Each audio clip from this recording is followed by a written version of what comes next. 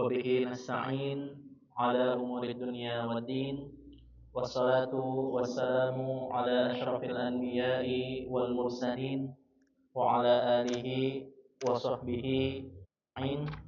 سبحانك لا علم لنا إلا ما علمتنا إنك أنت العليم الحكيم. لا حول ولا قوة إلا بالله العلي العظيم.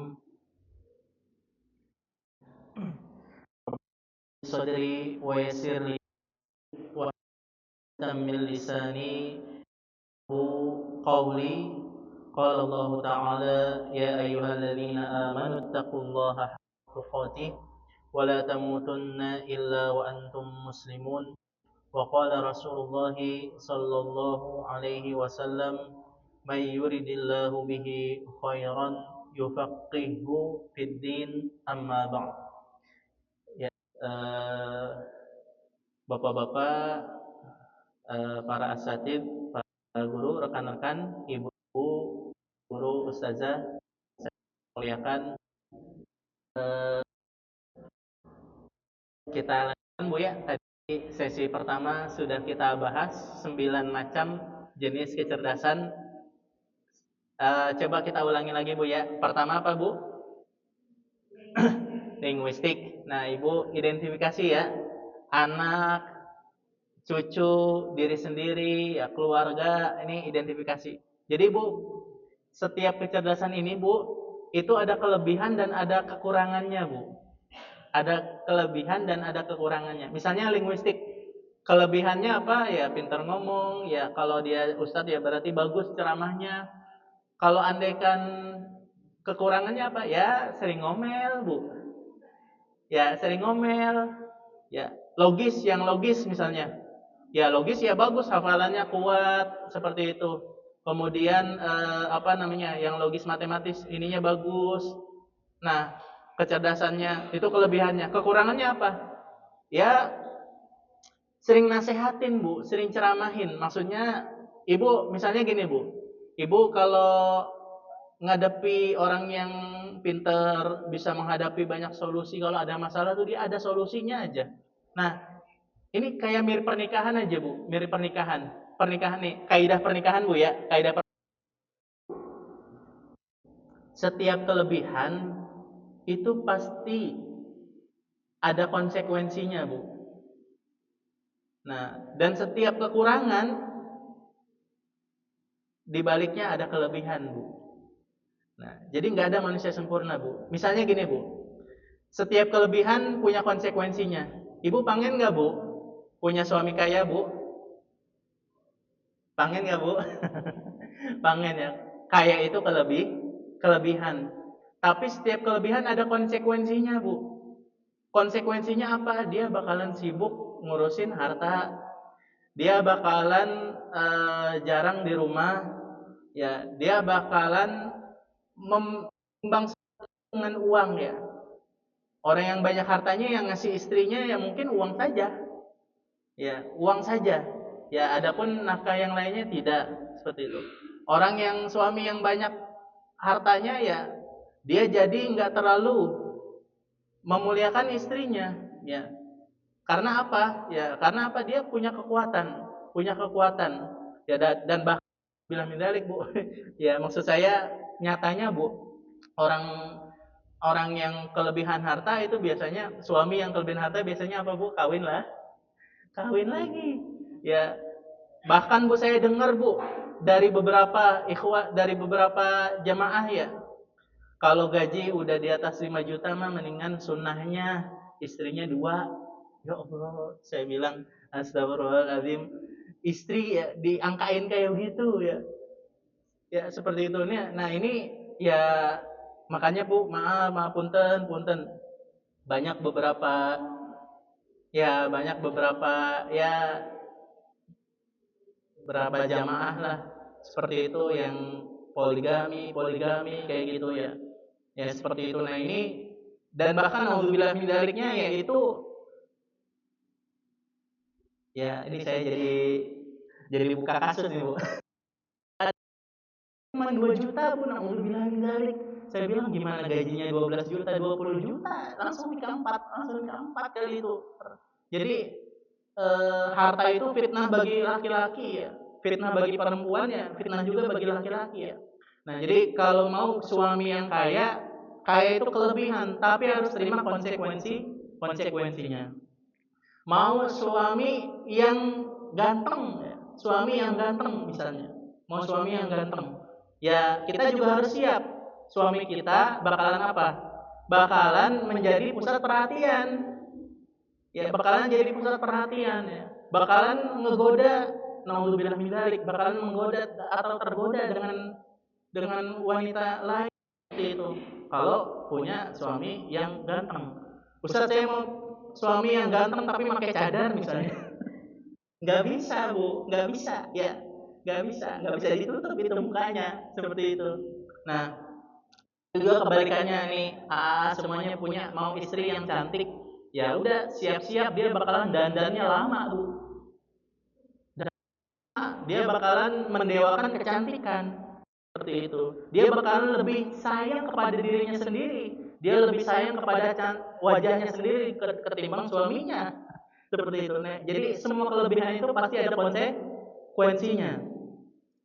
Saya mau punya suami yang cerdas, pintar, menyelesaikan masalah. Ya, ada apa aja? Hidup ini kan banyak masalah, Bu. Butuh solusi. Orang yang cerdas tuh bisa aja ada solusinya. Saya mau punya suami kayak gitu. Ya udah, kalau Anda ingin punya suami yang pinter, ya, maka siap-siap juga Anda bakalan sering dinasehati, sering didebat, ya. Orang yang pinter tuh bukan hanya ngomong tapi debat, ya. Ibu suami di rumah sering debat nggak, Bu? Debatnya argumen nggak, Bu? Debatnya bukan debat emosi, debat argumen misalnya. Nah, kalau dia debat sampai ngeluarin argumen berarti itu suami pinter, Bu. Begitu juga istri ya seperti itu. Apa calon-calon A yang belum nikah atau ibu-ibu ya istrinya kalau dinasehati nasihatin dijawab. Berarti dia cerdas, Bu. Berarti dia pinter. Bisa jadi dia nggak salah mengeluarkan argumen.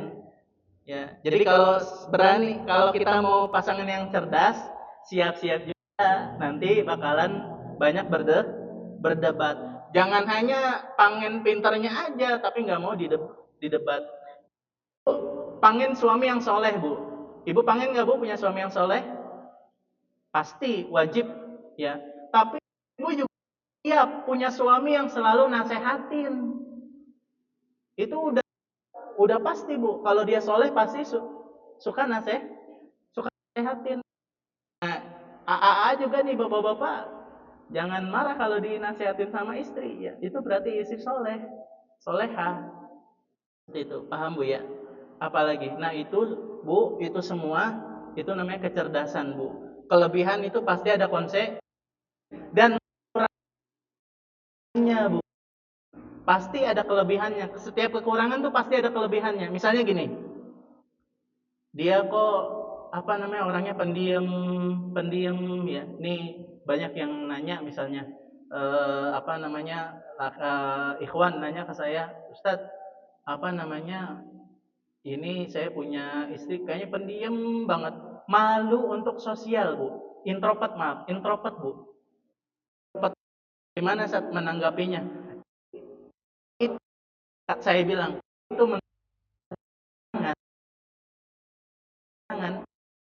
jangan pasti ada kelebihannya, Bu. Perempuan yang pemalu, yang jarang bersosialisasi, nah nanti jadinya dunianya dia itu ya hanya kita, Bu. Ya artinya apa? Bagi dia itu kita ini segalanya. Saya bilang nasihatin ke cowoknya tersebut, ke suaminya. Kalau orang yang pemalu itu bagus malah. Saya bilang bagus malah. Karena kenapa?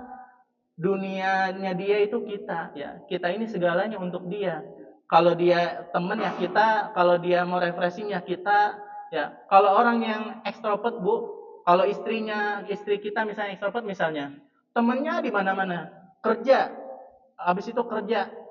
Nah, surganya dia itu bukan di rumah malah, surganya dia itu malah di luar. Ya, dia curhatnya bukan kepada suami, malah curhat pada bilang nasihatin seperti itu. Ya, yang introvert itu ada kelebihannya, yang ekstrovert juga ada kelebihannya seperti itu. Misalnya apalagi, Bu? Aduh, ini suami saya dekil banget, Bu.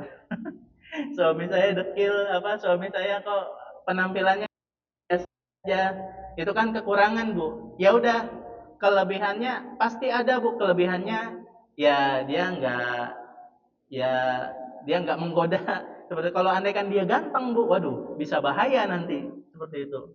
Nah, intinya apa, Bu? Setiap takdir Allah, setiap kekurangan itu pasti ada kelebihan. Makanya, Bu, ini penting ya, kaidah pernikahan itu nih, berdasarkan kecerdasan ini, Bu, itu setiap kelebihan pasti ada apa, Bu? Pasti ada konsekuensi. Dan setiap kurang pasti ada kelebihannya. Jadi kesimpulan apa?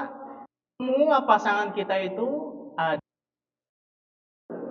sempurna andaikan kita bisa menanggapinya. Seperti itu. Paham ya? Jadi semua pasti ada kekurangan dan kelebihannya ya. Lanjut. Spasial, visual udah, kinestetik jasmani udah, musikal ya. Seperti itu. Kecerdasan interpersonal, intrapersonal, naturalistik, eksistensial. Nah, sekarang masuk ke tauhidnya, Bu ya. Nah, kecerdasan eksistensial itu yang penting mempertanyakan tentang keberadaan dan kebenaran, Bu. Mempertanyakan tentang keberadaan dan kebenaran. Nah, itu kecerdasan eksistensial, Bu. Ya. Nah, dalil ini ada beberapa ayat yang akan saya sampaikan. Pertama jadi Al-Qur'an itu, Bu, banyak sekali pertanyaan eksistensial, Bu. Di Al-Qur'an itu banyak sekali pertanyaan eksistensial, Bu. Banyak ditumbuhkan di Al-Qur'an. Pertama adalah surat At-Tur, Bu. Surat At-Tur ayat 35, Bu. Ya, surat At-Tur ayat 35. Nah, Allah Subhanahu wa taala bilang begini, Bu. Am khuliqu min ghairi syai'in am humul khaliqun. Am khuliqu min ghairi syai'in am humul khaliqun. Allah ya, Allah nanya kepada orang-orang yang ateis, Bu. Ini kata Imam Ibnu Taimiyah, ini adalah ayat yang paling membantah tentang teori tentang ateisme ilhad ya. Ayat tentang ilhad kata Imam Ibnu Taimiyah ini membantah tentang ilhad ini. Am khuliqu min ghairi syai'in am humul khaliqun, kata Allah. Apakah mereka tercipta dari ketidakadaan? Ya. Apakah mereka tercipta dari ketidakadaan atau mereka sendirilah yang penciptanya? Ya. Ya. Am khuliqu min ghairi syai'in, apakah mereka tercipta dari ketidakadaan atau mereka sendirilah yang menciptakan? Jadi ayat ini, Bu, diturunkan kepada orang-orang yang menganggap, Bu, bahwasanya alam semesta ini menciptakan diri sendiri. Teori Darwin. Ini saya mau tanya, di sini ada guru fisika atau guru biologi nggak, Bu? Teori Darwin masih diajarin nggak, Bu, di sekolah, Bu? Ada yang pernah lihat nggak buku anaknya atau cucunya masih belajar ini nggak? Teori Darwinisme, Bu. Evolusi, teori evolusi masih? Hah? Apa? Apa? Redaksinya berbeda. Teori evolusi itu gini, Bu. Ini tercipta sendiri. Ya, evolusi dari kera. Itu masih ada, Bu. Masih.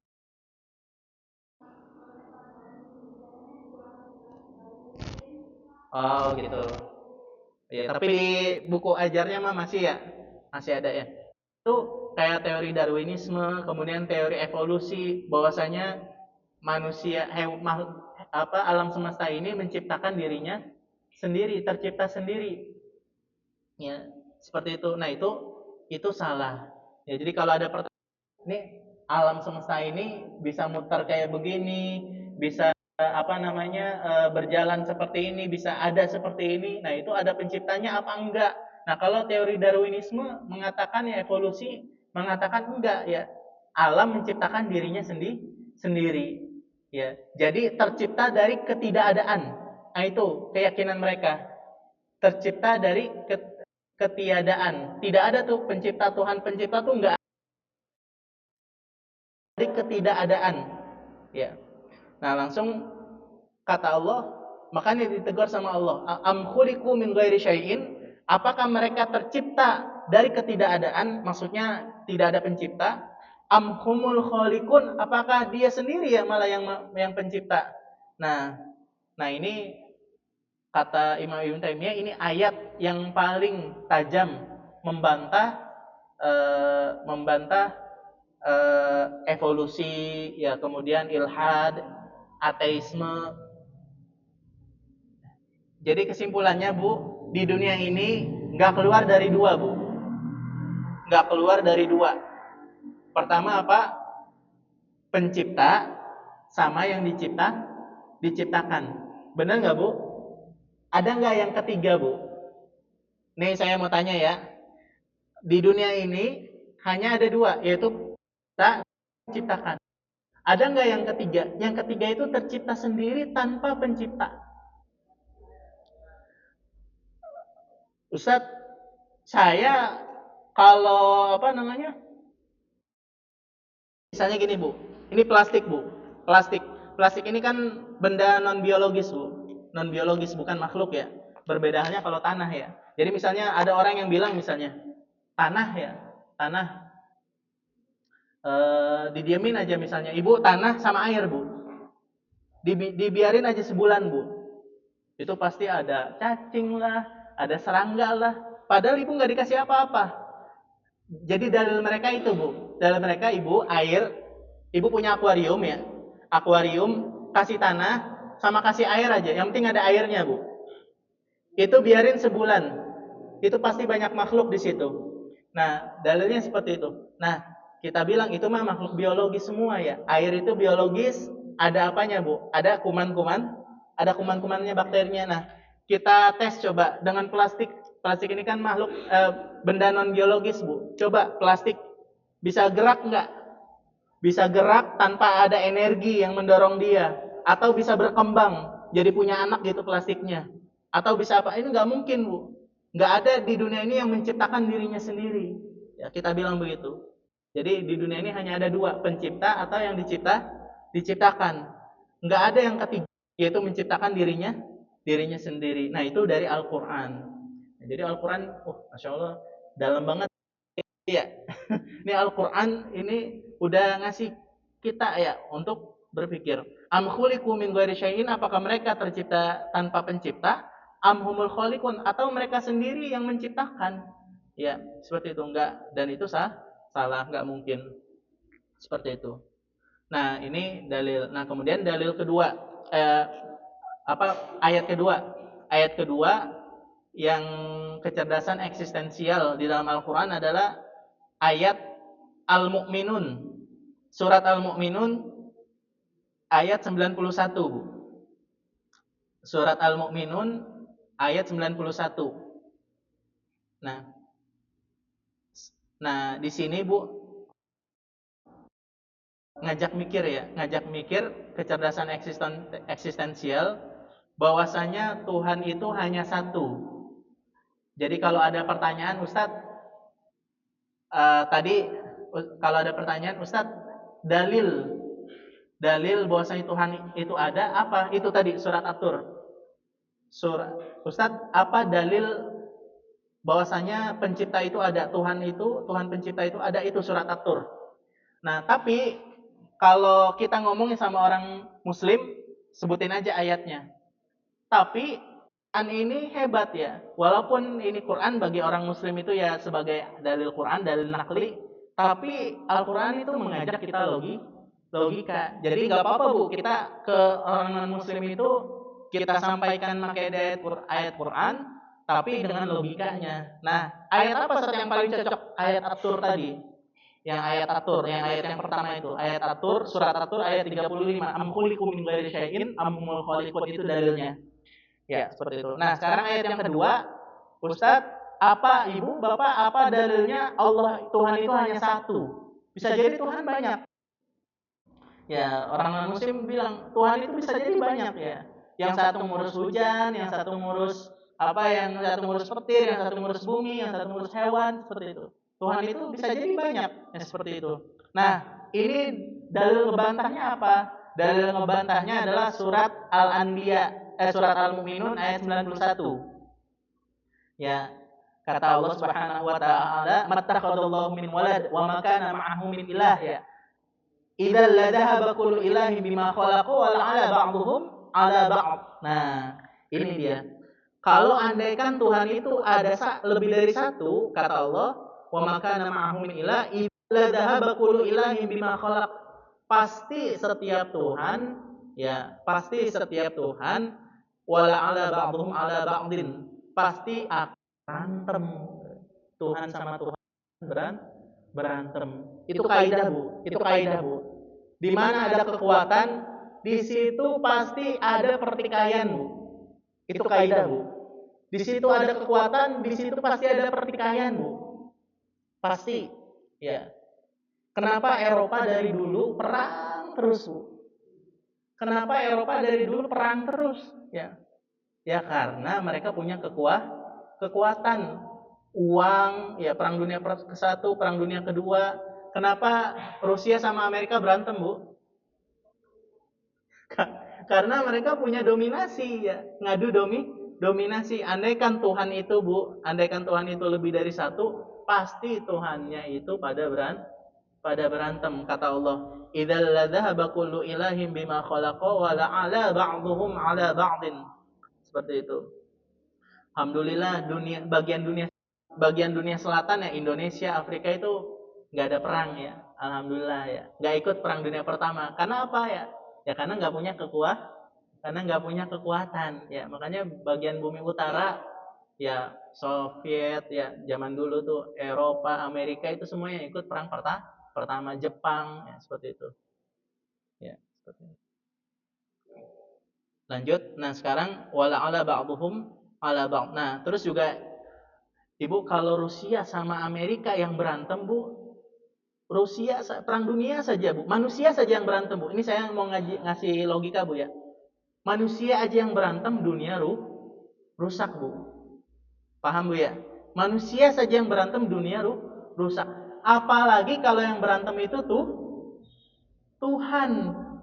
Harusnya, Bu, kalau Tuhan itu lebih dari satu, ini dunia semuanya hancur, nggak ada dunia, ya.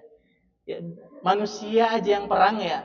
Perang dunia pertama, ya, Jerman, ya, blok poros, ya, Jerman, Turki Utsmani sama Itali. Perang sama Inggris, Prancis sama Soviet, ya. Semua, Bu, itu Eropa hancur semua. Perang dunia kedua, Bu, blok poros, Jerman, Polandia, kemudian Itali, ya, kemudian lawan sekutu Amerika, Inggris, Prancis, Jepang, Bu. Itu dunia, semua Asia hancur, Bu. Itu Ibu tahu perang dunia ke-1 dan kedua itu berapa korbannya, Bu? 70 juta orang, Bu. 70 juta orang, Bu. Rakyat Jawa Barat itu hampir nyentuh 50 juta, ya, 40 jutaan lah. Itu provinsi paling padat se-Indonesia, Bu. Ya, Kuningan berapa, Ustadz? Kuningan sekarang, ya, ininya jumlah penduduknya 1,3 juta, Bu.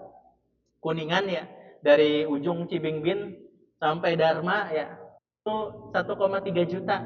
Perang dunia pertama, Bu, itu yang meninggal 70 juta. Itu yang berantem baru makhluk, baru manusia. Ya, makanya kalau andaikan perang dunia ketiga yang diperkirakan tahun 2029, ya, naudzubillah min dzalik, Bu. Kalau tahun 2029 terjadi perang ketiga, waduh, bisa hancur semua, Bu. Ya. Makanya kata seorang tokoh dari Amerika, ya, dia bilang Saya menyaksikan, kata dia ya. Kata dia, saya menyaksikan perang dunia ke-1 dan menyaksikan perang dunia kedua, kata dia. Ya. Dan insya Allah bakalan terjadi perang dunia ketiga, ya. Ya, kata dia. Nah, dia bilang perang dunia ke-1 itu pakai bom, pakai nuklir. Perang dunia kedua sama pakai bom, pakai nuklir. Insya Allah bakalan terjadi perang dunia ketiga, dan perang dunia keempatnya itu pasti orang pakai batu lagi, Bu. Perang dunia keempatnya orang pakai batu sama tombak, Bu. Artinya apa, Bu? Perang dunia keempatnya, perang dunia ketiganya bisa menghancurkan semua dunia, Bu. Ya, seperti itu. Satu rudal aja itu bisa menghancurkan. Ini naudzubillah min dzalik ya. Naudzubillah min dzalik. Belum rudal satelit, belum rudal laut ya, belum rudal udara, belum rudal apa? Rudal di laut ya. Seperti itu. Nah, itu semuanya bisa menghancurkan dunia dalam sekejap ya. Seperti itu. Nah, itu baru yang berantem manusia. Manusia, apalagi kalau andaikan Tuhan lebih dari satu, dia berantem dan mereka berantem, pasti dunia ini nggak bakalan ada alam semesta ini, insyaallah. Nah, dalilnya apa, Ustaz? Dalilnya itu surat Al-Anbiya ayat 22, Bu. Surat Al-Anbiya ayat 22 ya. Laukana fihi ma'alihatun illallahu la fasadata, kata Allah ya.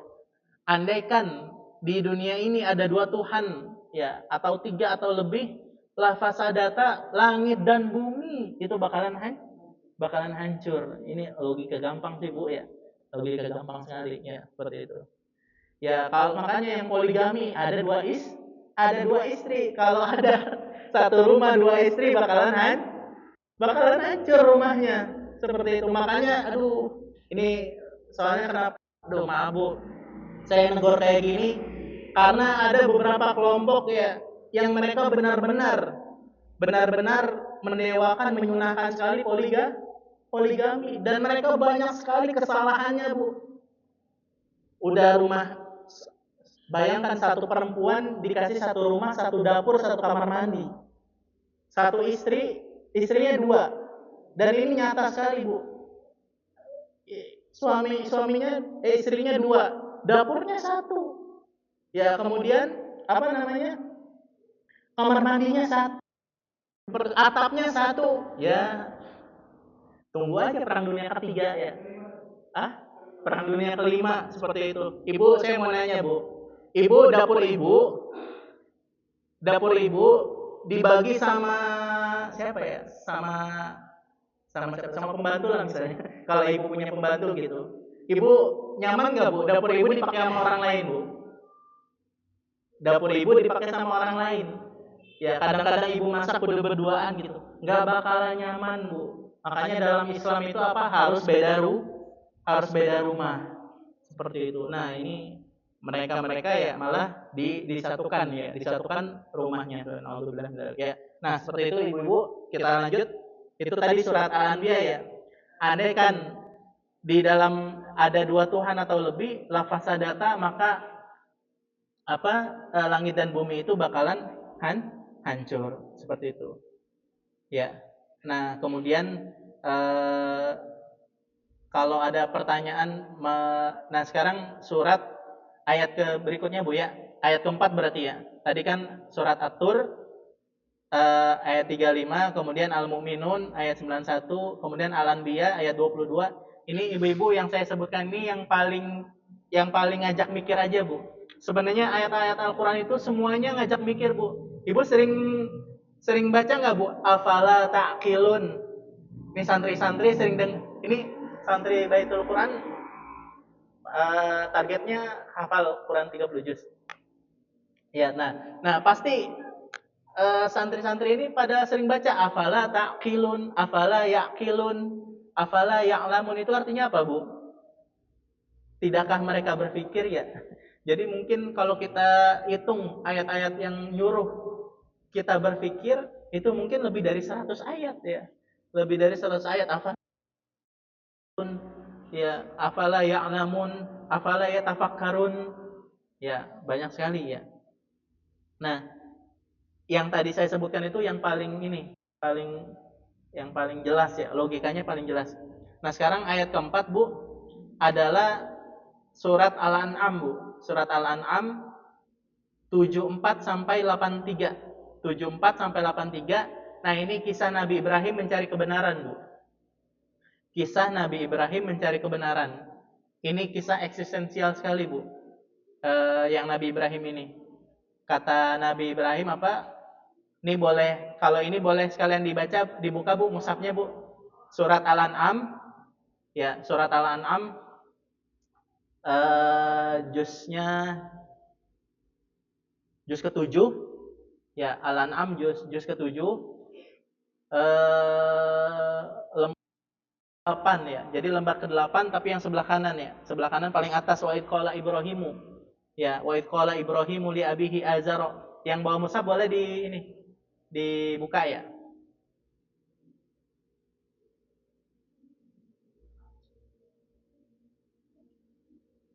Ini ayatnya panjang sih, kalau bisa baca di mushafnya ya.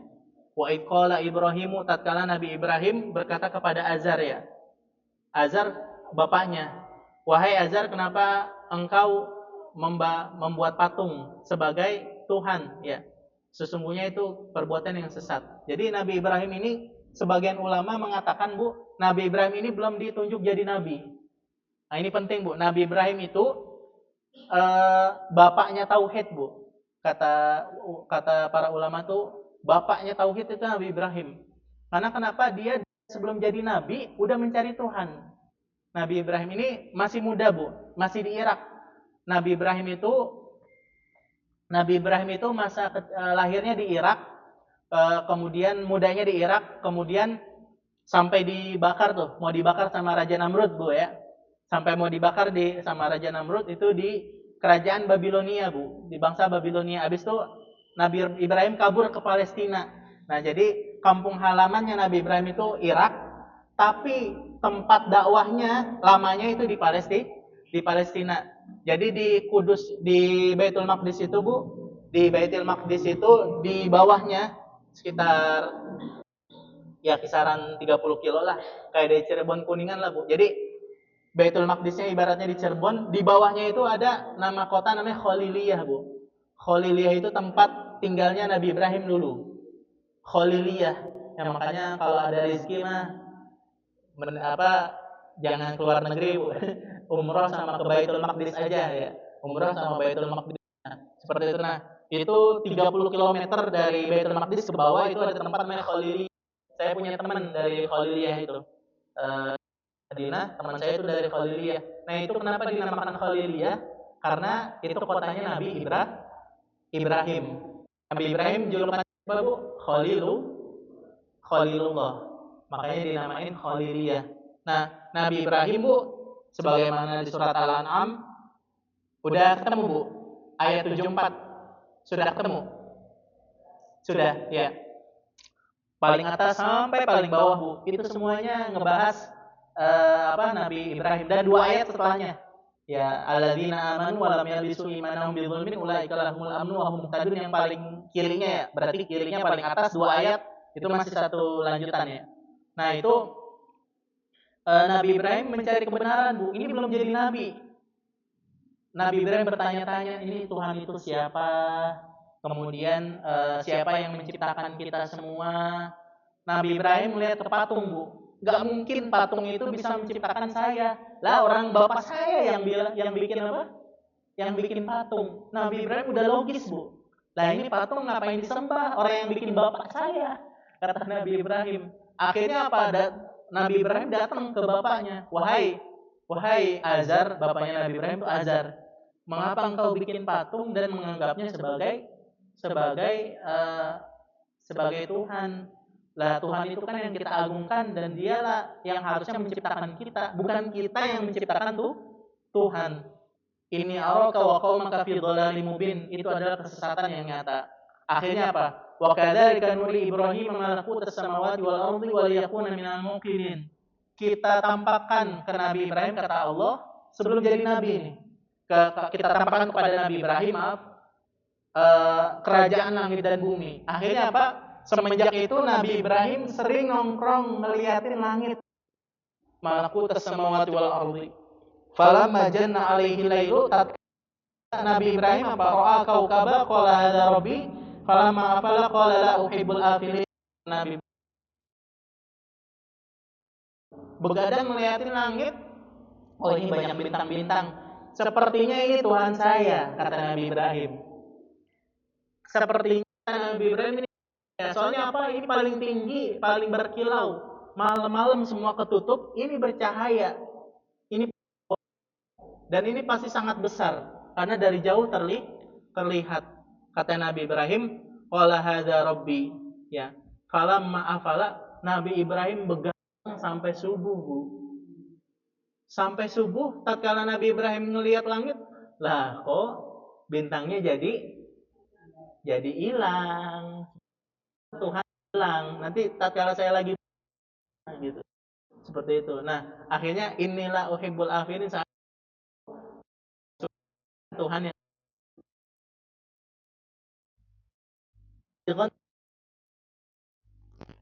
nah, begadangnya mungkin malam 1 Hijriah, malam 1.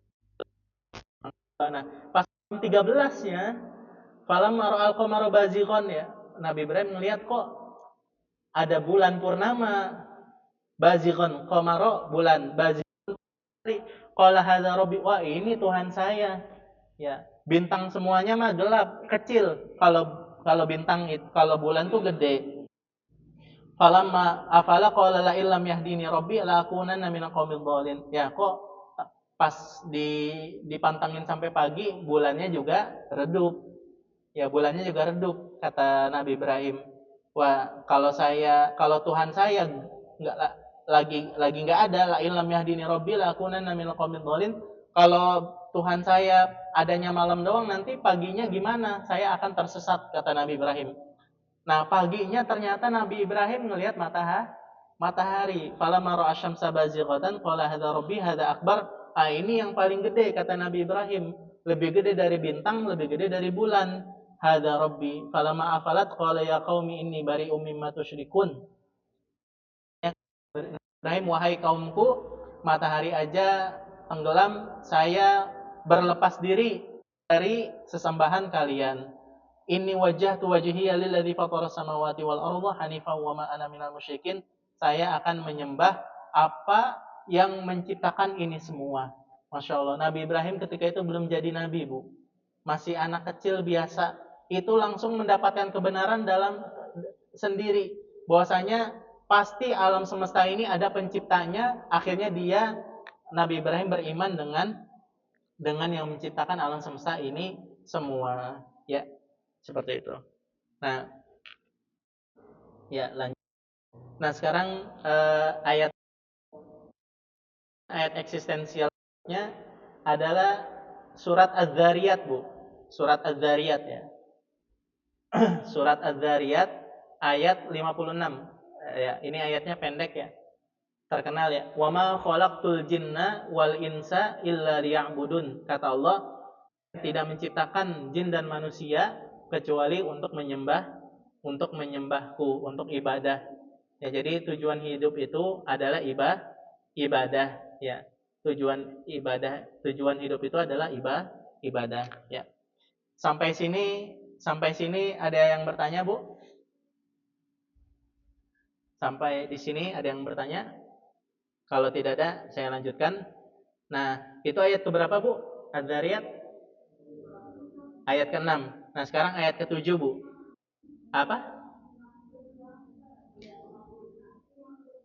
Oh, enggak, maksud saya ayat keberapa yang kita pelajari? Ke-6. Ke-6. Nah, sekarang ayat berikutnya, Bu. Surat Ar-Ra'd, Bu. Surat Ar-Ra'd. Iya, surat Ar-Ra'd ya, bahwasanya di sini dijelaskan surat Ar-Ra'd ayat 28. Surat Ar-Ra'd ayat 28. Ar-Ra'du. Ar-Ra'du. Ar-Ra'du itu juz 13 ya. Ar-Ra'du juz 13 ya. Ar-Ra'du. Ya, 28. Ayat 28. Alladzina amanu, ini paling bawah kiri ini. Alladzina amanu wa tatma'innu qulubuhum bi dzikrillah, ala bi dzikrillah tatma'innul qulub. Kata Allah, alladzina amanu, dan orang-orang yang beriman, wa tatma'innu qulubuhum, dan dan tenang hatinya dengan zikir,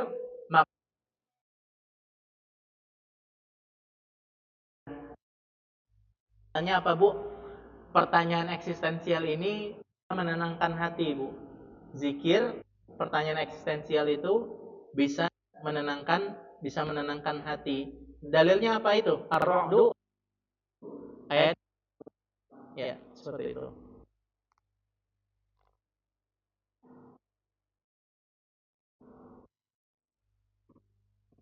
Sini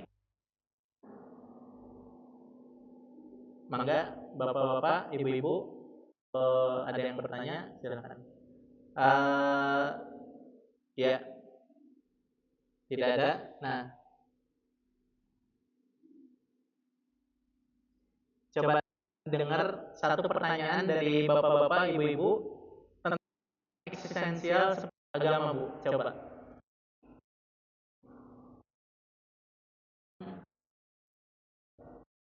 Dan Bu pernah bertanya nggak Bu? Kenapa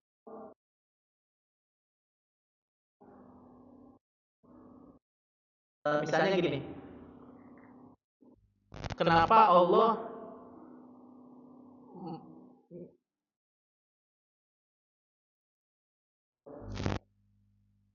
orang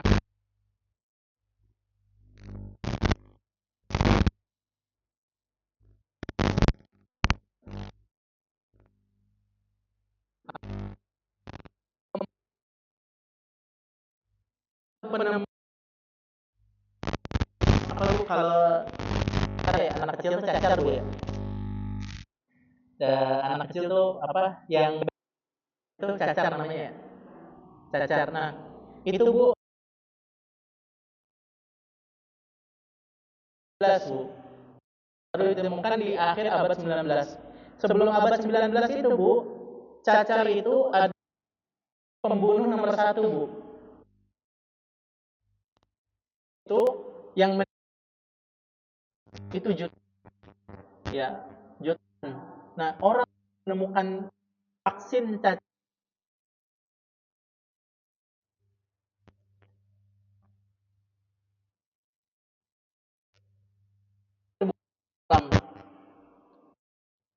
nyelamatin banyak nyawa. Kira-kira dia di akhiratnya di surga apa di neraka, Bu? Di mana, Bu? Surga apa neraka, Bu? Neraka. Nah, Ibu pernah bertanya nggak, kalau di neraka kok gitu? Emang itu adil? Dia kan udah menyelamatkan.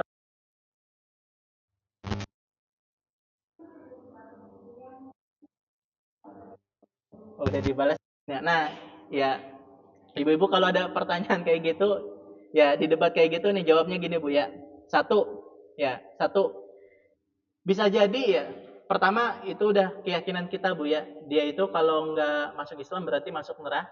Masuk neraka bagaimanapun kebaikannya Bu. Mau kebaikannya bagaimanapun kalau dia nggak beriman ya kepada Allah dan Rasulnya maka dia masuk neraka. Dan itu keyakinan kita. Nah, tapi ditanya seperti itu jawabnya seperti ini Bu. Kok itu nggak adil? Nah kita jawabnya seperti ini. Satu, bisa jadi dia sudah syahadat. Tapi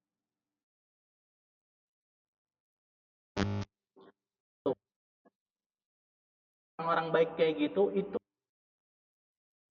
dia untuk masuk Islam. Ini penting Bu ya. Satu, bisa jadi dia sudah syahadat tapi belum isyhad. Isyhad itu bersyahadatnya di depan orang.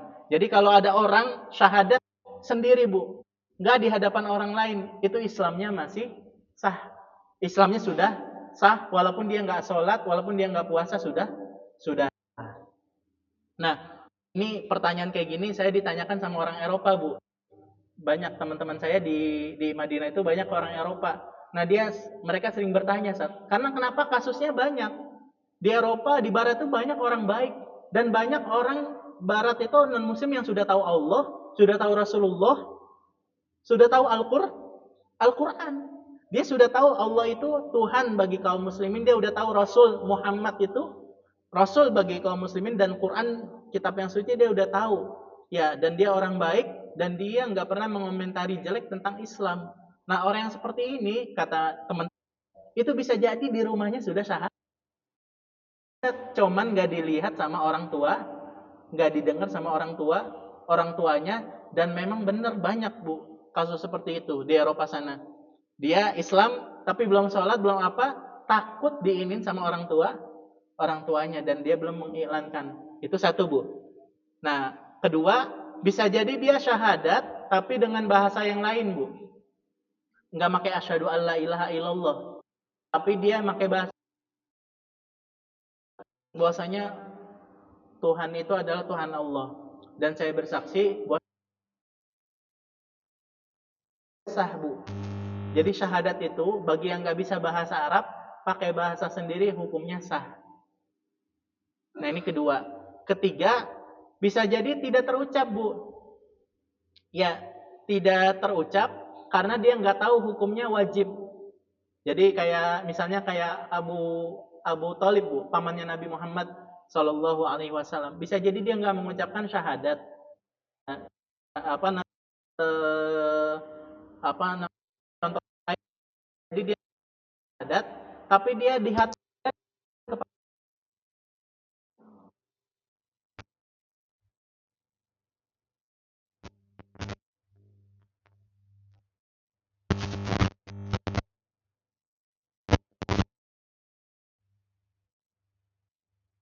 orang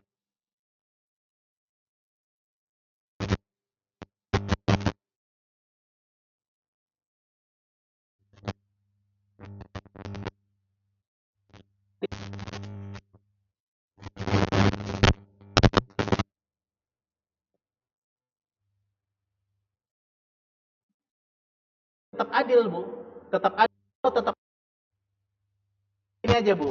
Ini saya mau kasih logika. Ada dua mahasiswa Bu, ada dua mahasiswa, ini terakhir ya, terakhir. Ada dua mahasiswa. Ini supaya ngejawab ya. Kenapa kok orang non muslim yang sudah berbuat baik tapi kok masuk neraka? Ya, itu adil. Nah, jawaban logikanya gini Bu. Ibu ada dua mahasiswa Bu. Ada dua mahasiswa misalnya. Mahasiswa Uniku misalnya ya, mahasiswa Uniku. Ada dua mahasiswa Uniku. Ada dua orang. Yang satu daftar Bu. Yang satu daftar ke Uniku Bu.